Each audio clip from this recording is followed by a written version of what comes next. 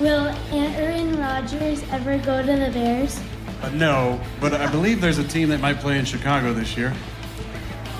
On a road trip. I don't know. I'm not sure. Gotta check it out. Hey, in this business, we call that foreshadowing, and it's finally come to fruition. Aaron Rodgers headed to Pittsburgh. Welcome to NFL Live. Phil Murphy here. We're running 21 personnel today. Kevin Clark, Jeremy Fowler in the studio. Mina Kimes, she'll be in the big screen with us. Aaron Rodgers, he's got a gold jacket with his name on it someday, but for now, he's in black and yellow. Let's dive into it. Last season, QBR, not kind to Rodgers. He ranked 25th. Total QBR 48th. He also ranked 28th in yards per attempt. That downfall did predate his torn Achilles. You see 2022, last year with the Packers, he was 26th in QBR, but that was after leading the league, not just 2021 on screen, 2020 as well. He won MVP both of those years. Jeremy, we now know Rodgers is a Steeler. How did we finally get to this point? Constant communication. Mike Tomlin, OC Arthur Smith, talking up with Rodgers the last few weeks just to make sure everybody was comfortable, meaningful conversations. And then I was told Thursday morning inside the Steelers building is when this really started to intensify. And actually some relief set in because everybody there, everybody involved felt that this was going to happen. They expected it, but they never really got an affirmative yes until that point. And so that's when the ball got rolling, and now everybody's excited. You know, they gave Rodgers time, too, with the personal matter he had. I was told that that was big for them to just try to be patient through this process, let him work that out. That was real. And then now they got him. They believe he's been in excellent shape training in LA, and he's ready to go. Not a huge surprise ultimately that we got here, but that tension started to build as the calendar says June. I mean, Rodgers in his prime, we know routinely 30 to 40 touchdowns to 5 picks maybe on a year. What are the Steelers getting with Rodgers at QB in 2025? If he plays like he did last year or the year before his Achilles injury, a below-average quarterback. You know, watching him with the Jets, it wasn't helped by the offensive line and the lack of an efficient run game, but you really saw some of the flaws I think you saw prior to his exit from Green Bay. And the one thing that jumped out to me, he still has arm strength. He can still make throws down the field, outside the numbers. Quick game, he's still accurate. But the intermediate throws that the best quarterbacks in the NFL dine on in that 10 to 20-yard range was really missing for Rodgers last year in that part of the field. 10 to 20 yards, 30th in QBR, 30th in EPA per play, 29th in completion percentage over expected. Now, there's a chance that a year removed from his Achilles injury, maybe he's more comfortable moving around in the pocket, navigating pressure. But he's 42 years old. I don't know if that's a bet I'm comfortable to make, so I would keep my expectations pretty tempered. When I look at this situation, I'm going to give a take that you're probably not going to hear a lot. It's going to be fine. It's going to be fine. It's not going to be good. It's not going to be bad. It's going to be average, which is good enough to get the Steelers to the playoffs. When I think about Aaron Rodgers right now in his early 40s, I think about a guy who can't move, but what can he do? He can be really good pre-snap, and he can throw the deep ball. That's two pretty good things. You add that with DK Metcalf, and you got something cooking. But when I think about this offense, I need to see a merging between Arthur Smith's idea of offense and Aaron Rodgers. With Matt LaFleur and the MVP era, which I would call maybe 2019 to 2021, it was Rodgers getting his back to the defense, play action, understanding there were other ideas in offense that were not just Aaron Rodgers and Nate Hackett and Mike McCarthy. So I want to see him buy into Arthur Smith. I want to see him play action. That's the kind of thing that can get Rodgers to be the 14th, 15th best quarterback in the NFL, and that's playoffs for Pittsburgh. Yeah, I don't know if I feel like loosely with the football at times when we talk about Aaron Rodgers buying into a new offense because I just don't believe it, right? He's going to run the Aaron Rodgers offense. Yeah. Quarterbacks don't get more accepting of change, usually older in their careers. And it is a little bit of a strange fit, Kevin. I mean, last year, Arthur Smith, that offense ran the 5th most under center snaps in football. Rodgers prefers to be in the gun. You saw that bottom 10 rate in New York. I don't know what this marriage looks like, but I do know this. They have to have a strong run game for any of this to work, and that is something that the Steelers have invested in.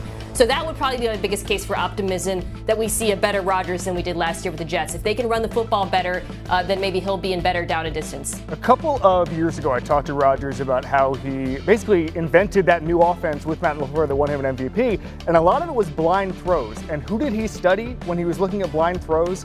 Ryan Tannehill and Arthur Smith. That was the buy-in. That was how he understood how to hang in the pocket and trust that offense. And so I wonder if he goes back to that a little bit, looks at that Tannehill tape from that year where Tannehill was one of the best quarterbacks in football, if you guys remember, borrow from that. If I'm Arthur Smith, I clip out that article I wrote a couple years ago and put it in his locker and say, look, you watched me. You watched me. That plug there. Hey, fine. It's going to be fine. Fine would be an upgrade for the Pittsburgh at the end of last season. Steelers, 14.2 points per game in their last 5. Speaking of, that's now 5 different QBs to start week 1 for the Steelers in the last 5 years.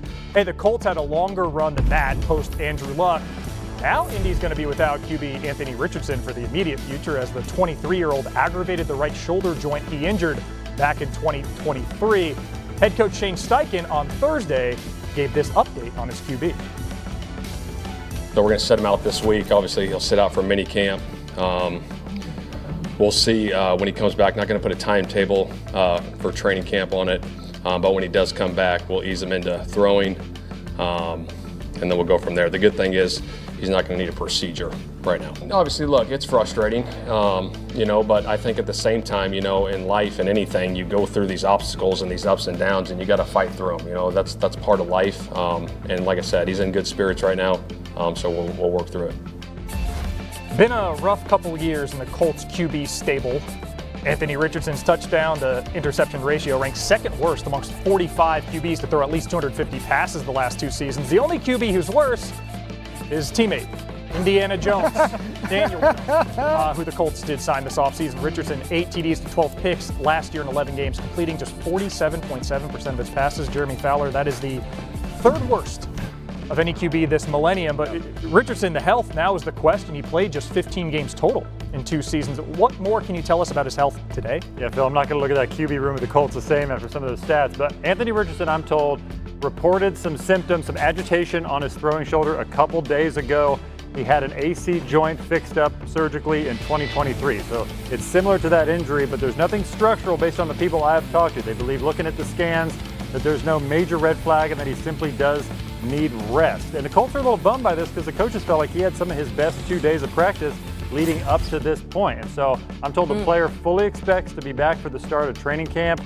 But this is a slippery slope here, as we know, because there have been a lot of injuries here. And the Colts are sort of cautiously optimistic, I would call it, based on some conversations I've had today. We had a whole full screen for it, and Kevin, GM Chris Ballard during Combine Week leaned into the word competition regarding this QB job. 2 weeks later, Daniel Jones puts pen to paper. Are we trending toward Jones being the starter, the QB1 in Indy? Yeah, you don't give Daniel Jones $14 million unless he's in a competition, all right? That's just the way quarterback salaries work in this league. He has thrown, Anthony Richardson, 348 passes in the NFL. In his first 2 years, that is the 2nd lowest of any top 10 pick in the last 20 years. Trey Lance is the only player with less pass attempts. Okay, it was drafted in the top 10. Jake Locker had a few more than Anthony Richardson. That's the area of the pool that Anthony Richardson is in right now.